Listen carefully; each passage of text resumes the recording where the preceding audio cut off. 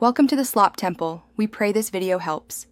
In this video, I will explain how to use the linear sketch pattern feature. This powerful tool helps you quickly duplicate sketch entities in one or two directions.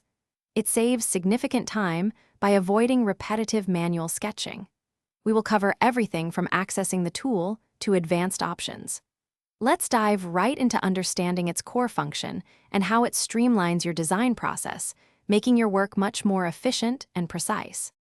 To begin your first linear pattern, navigate to the Sketch tab and locate the linear sketch pattern icon. Once activated, you will need to select the specific sketch entities you want to duplicate. This could be a single circle, a complex profile, or several individual lines. Next, establish your primary direction. You can do this by picking an existing line or edge on your sketch, or by manually entering an angle for the pattern's orientation. This sets the stage for your pattern's layout. Now, let's define the pattern's characteristics. You'll need to input the total number of instances you desire for your first direction, including the original entity. Following this, specify the precise distance between the centers of each instance. For example, you might set it to 20 millimeters. If your design requires a grid, simply activate the second direction option.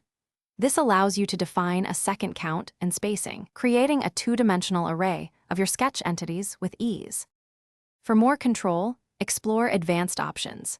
The Instances to Skip feature is incredibly useful if you need to omit one or more instances from your pattern, perhaps for a cutout or a unique feature.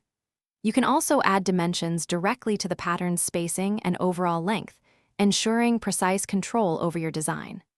A key tip for efficient use is to always fully define your initial sketch entities before creating the pattern. This practice prevents unexpected changes and maintains design intent throughout your project. Thanks for watching. Consider subscribing if we helped you.